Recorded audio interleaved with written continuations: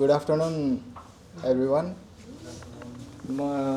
The topic for my presentation is shift left testing with shift right insights, or say challenges, solution, relation हो shift left testing को. अनि त्यसपछि यो चाहिँ content हो मेरो आजको प्रेजेन्टेसनको लागि. Introduction, what shift left means in our company, challenges, solution, lesson र शिफ्ट राइटको हल्का इन्साइट्स. अनि शिफ्ट लेफ्ट टेस्टिङ चाहिँ के हो भन्दाखेरि टेस्टिङ एक्टिभिटिजलाई चाहिँ अगाडि एसटिएलसी अगाडि राख्ने हो. जस्तै अब earlier in the STLC shift left testing चाहिँ गर्ने हो. अब विथ दिस टेस्टिङ हामी चाहिँ कन्टिन्युस इम्प्रुभमेन्ट साइकलमा हुन्छौँ.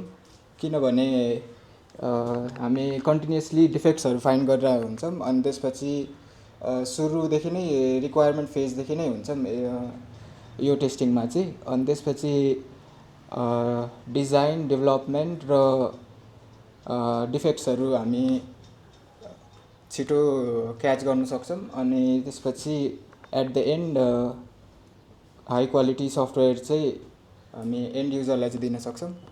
यसको की आइडिया चाहिँ के हो भन्दाखेरि टेस्ट अर्ली टेस्ट अफन. जति टेस्ट सुरुदेखि नै गर्नुहुन्छ त्यति नै we are able to identify more issue and defects in the system. अनि deliver quality product to end user. यसको चाहिँ की आइडिया त्यही नै हो. अनि हामीले यो गरि नै रहेको हो यो शिफ्ट लेफ्ट टेस्टिङ चाहिँ. अब कुनै प्रोजेक्ट सुरु गर्दाखेरि हामी यो गुर्जुमा एज अ सुरुदेखि नै रिक्वायरमेन्ट फेजदेखि नै हुन्छौँ. यो चाहिँ त्यसैले हाम्रो लागि नयाँ कन्सेप्ट होइन. अनि यसले गर्दा नै अब सुरुदेखि नै अब डिफेक्ट्सहरू फाइन्ड आउट भइरहेको हुन्छ. अनि टिमसँग कोलाबोरेट गरेर before the issues escalate we try to mitigate it in the सुरुमै. अनि in addition to what I said earlier होइन, what shift left means in our company is avoiding critical defects to go to the production. अनि fewer escape defect र faster delivery, lower cost. अनि हामी चाहिँ यही एसटिएलसीमै फिक्स गर्ने rather than after the deployment in the production. त्यसपछि अब यही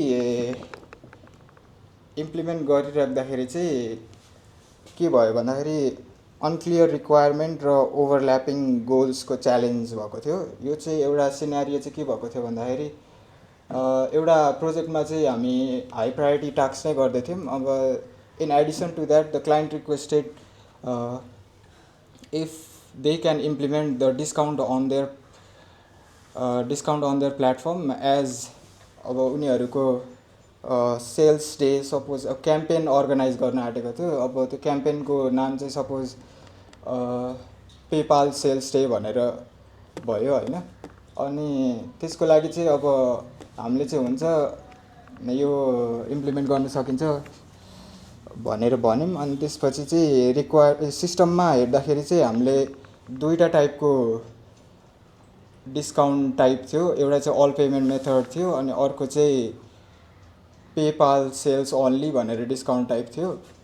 अनि त्यसमा चाहिँ के भयो भन्दाखेरि क्लाइन्टले चाहिँ खालि हामी क्याम्पेन अर्गनाइज गर्न आँटेको छौँ त्यो हेरिदेऊ न भनेर मात्रै भन्यो. अनि त्यसमा हाम्रो क्लियर भएन क्या रिक्वायरमेन्ट नै क्लियर भएन. अनि त्यसपछि हामीले चाहिँ अब क्याम्पेनको नाम जे छ त्यही अनुसारले उनीहरूले डिस्काउन्ट टाइप दिन्छ होला भनेर सोचेर टेस्टिङलाई अगाडि बढायौँ.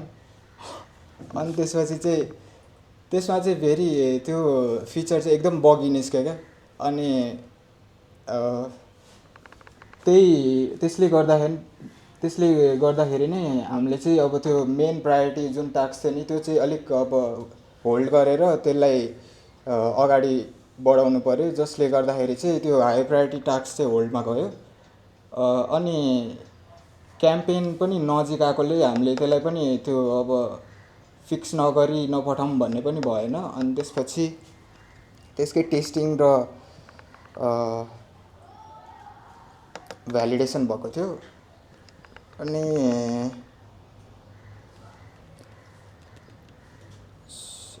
त्यही च्यालेन्जले गर्दाखेरि चाहिँ अब सल्युसन र लेसन चाहिँ के भयो भन्दाखेरि चाहिँ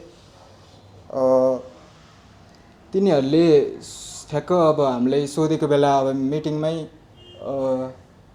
एउटा सिम्पल क्वेसन जस्तै अब तपाईँहरूले कुन पेमेन्ट मेथड युज गरेर चाहिँ यो क्याम्पेन रन गर्न आँट्नुभएको भनेर चाहिँ एउटा सिम्पल त्यो क्वेसन सोधेको भए पनि हामीले चाहिँ त्यो अर्को टेस्टिङ टाइपलाई विथहोल्ड गरेर अनि त्यसपछि अरू हाई प्रायोरिटी टास्कहरू गर्थ्यौँ होला। तर एट दि एन्ड क्लाइन्टले पनि त्यस्तो केही पनि भनेनन् अनि हामीलाई यो फ्युचरको लागि चाहिँ काम लाग्न सक्छ, यो पेमेन्ट मेथड मात्रै युज गरेर हामी पछि अर्गनाइज गर्न सक्छौँ भन्यो। अनि एट द एन्ड हामीले चाहिँ अब यो सिस्टममा चाहिँ अब फल्ट्स र डिफेक्ट्स चाहिँ आइडेन्टिफाई गऱ्यौँ पछिको लागि भए पनि। अनि त्यही नै हो यसको चाहिँ एउटा च्यालेन्ज चाहिँ। अनि अर्को च्यालेन्ज चाहिँ अर्को प्रोजेक्टमा चाहिँ के भयो भन्दाखेरि चाहिँ फाइनल प्रडक्ट एक्सपिरियन्स ग्याप भएको थियो। अब जस्तै अब हामी चाहिँ धेरै नै फोकस गऱ्यौँ कि अब एपिआई भ्यालिडेसन अनि त्यसपछि कोर फङ्सनल फ्लो ठिक होस् अनि त्यसपछि डाटा क्वालिटी राम्रो होस् भनेर। बट एट द एन्ड चाहिँ के भयो भन्दाखेरि चाहिँ प्रडक्ट चाहिँ टेक्निकल्ली स्टेबल भयो। अनि त्यसपछि लास्टमा चाहिँ के भयो भन्दाखेरि लिङ्क सेयर गर्दाखेरि ग्याप्स देख्यो क्या। अब फाइनल युजर एक्सपिरियन्समा त्यो पनि कसरी आइडेन्टिफाई भन्दाखेरि अब यता गणेश दाइले लिङ्क सेयर गर्दाखेरि त्यो फ्याब आइकन डिफल्टमा चेन्ज नै गर्न बिर्सेछौँ क्या हामीले। त्यो चाहिँ लास्ट पछि मात्रै थाहा भयो। अनि यसको सल्युसन चाहिँ के गर्दाखेरि भयो भन्दाखेरि चाहिँ हामीले चाहिँ यो कोर फङ्सनल डाटा क्वालिटीहरू त भइहाल्यो होइन। इन एडिसन टु द्याट अब यो प्रेजेन्टेसन चेक्स पनि राख्नु पऱ्यो रिक्वायरमेन्टमा। अब अनि त्यसपछि चाहिँ युआई र ब्रान्डिङ एक्सेप्टेन्स क्राइटेरियामा र फाइनल युआई भ्यालिडेसन चेकलिस्ट भनेर एउटा क्रिएट गर्नु पऱ्यो, जसमा चाहिँ हुन्छ नि सानो कुरादेखि लिएर सबै चेक गर्नु पऱ्यो क्या। अब किन भन्दाखेरि चाहिँ अब लेसन चाहिँ के भयो भन्दाखेरि चाहिँ क्वालिटी चाहिँ प्रडक्ट चाहिँ इन्कम्प्लिट हुनु भएन युजरलाई, even if it's technically stable. त्यति नै छ यसको चाहिँ च्यालेन्ज। अब shift left applying shift left doesn't mean we stop applying shift right. अब सिफ्ट राइट चाहिँ के हो भन्दाखेरि चाहिँ अब सिफ्ट लेफ्ट चाहिँ हामीले सक्दो एसडिएलसीमै फिक्स गर्ने ट्राई गर्छौँ होइन। अब के फिक्स गर्ने अनि इस्युहरू आइडेन्टिफाई गर्न सक्दो हामी सिफ्ट लेफ्टमै आइडेन्टिफाई गरेर मिटिगेट गर्नु खोज्छौँ। तर हुन्छ नि अनफेभरेबल सिचुएसनहरू आइदिन्छ कि अब रियल वर्ल्ड सिनारियोज कन्डिसनहरूमा चाहिँ अब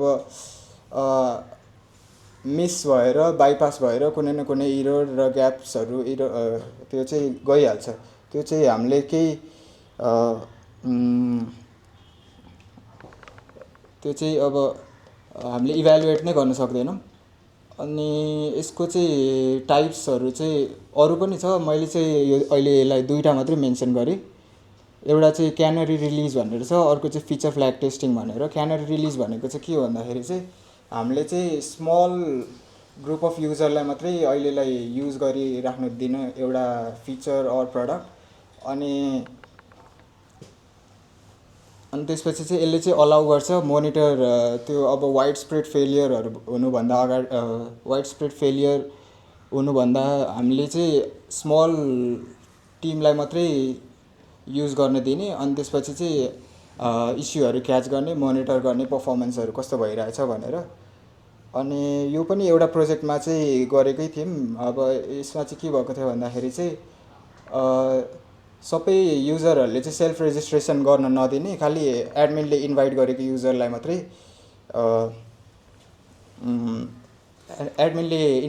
युजरलाई मात्रै चलाउनु पाउने खालके फिचर थियो त्यो चाहिँ वेबसाइट थियो।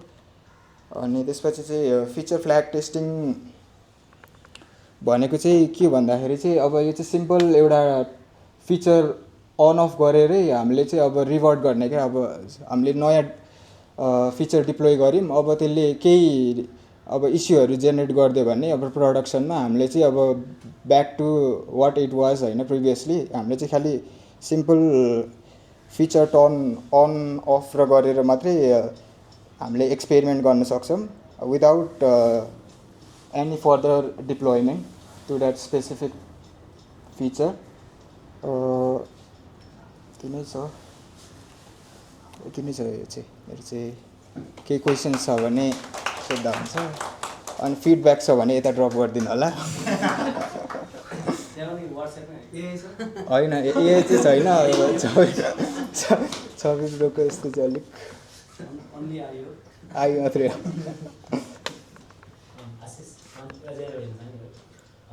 सिफ्ट लेफ्ट र राइटबाट हामीले दुवै सबैमा गर्छौँ कि अथवा स्पेसिफिक हुन्छ कुनै चाहिँ एपको एप्लिकेसन हुन्छ? चाहिँ अब सबैमै गर्दा नै बेटर। अब इस्युहरू सुरुमै आइडेन्टिफाई भयो नि त सबै।